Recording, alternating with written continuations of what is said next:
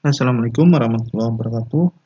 Apa kabar teman-teman? Ketemu lagi hari ini bareng Nanang ya. Nah hari ini kita ngomongin bagaimana implementasi SQL Server ya di perusahaan kecil dan menengah yang ada di Indonesia ya.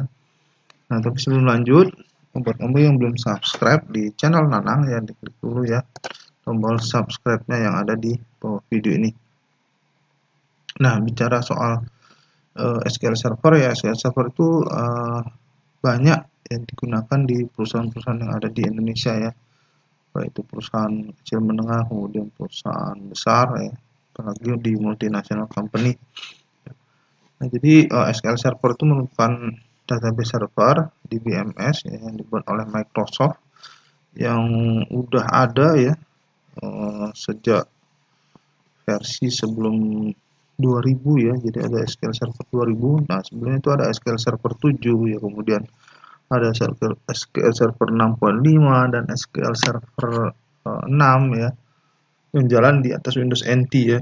Nah sekarang Windows SQL Server itu udah versi terakhir itu di SQL Server 2019 ya, dan selain itu ada yang versi 2017, 2016 ya, kemudian SQL Server 2012 ya, 2014, 2008 juga ada ya, dan 2005. Nah, jadi SQL Server ini banyak digunakan oleh perusahaan-perusahaan yang ada di Indonesia. Jadi kalau kamu mau berprofesi sebagai database administrator ya di SQL Server, nah itu peluangnya besar sekali ya. Nah, ini adalah contoh bagaimana implementasi SQL Server di perusahaan skala kecil dan menengah yang pernah saya kerjakan gitu ya. Jadi ada perusahaan di sini punya data center dan di situ ada SQL Server ya, sebuah server yang terinstall SQL Server. Nah, kemudian SQL Server ini itu merupakan tempat penyimpanan database ya. Jadi mereka punya beberapa aplikasi.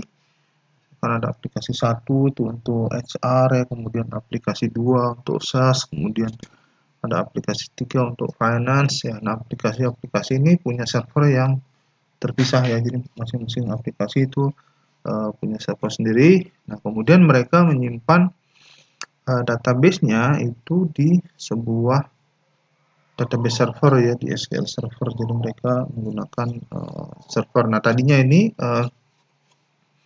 semua server-server ini itu adalah server fisikal ya. Jadi tadinya itu semua ada server fisiknya. Nah, kemudian mereka melakukan migrasi ke virtualisasi ya. Jadi mereka menggunakan virtualisasi. Nah, akhirnya server-server tadi yang fisik tadi itu dikonvert menjadi server yang virtual ya, berupa virtual mesin. Jadi tidak lagi berupa server fisik.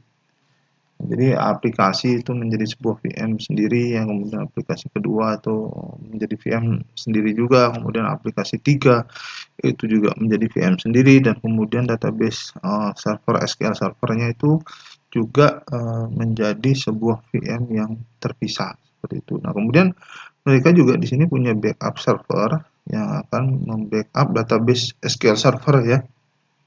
Jadi database-nya itu di backup menggunakan backup server secara sentral ya. Seperti itu. Kemudian VM-VM yang lain itu juga di backup ya, aplikasi-aplikasi mereka juga di backup VM-VM-nya ya ke backup server sini. Jadi semua aplikasi dan semua database itu di backup secara sentral menggunakan satu server backup seperti itu. Jadi di sini aplikasi ini tidak punya database di masing-masing aplikasi gitu ya, tapi aplikasi ini tersentral di sebuah database SQL Server seperti ini. Jadi ini contoh penerapan bagaimana SQL Server itu digunakan di perusahaan yang skala kecil dan menengah. Jadi mereka nggak punya banyak server ya, cukup satu server database saja SQL Server yang mumpuni ya diberikan resource sesuai kebutuhan ya, seperti itu. Dan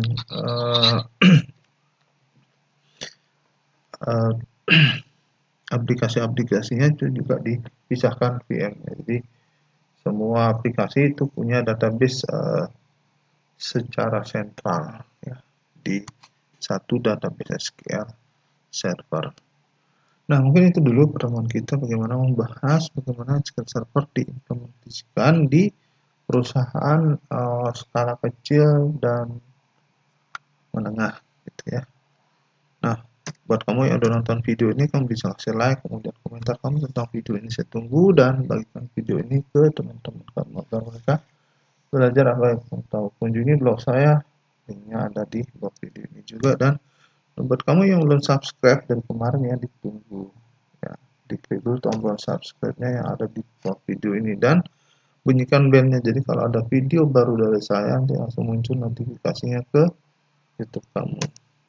Oke, makasih. Sampai jumpa kembali. Assalamualaikum warahmatullahi wabarakatuh.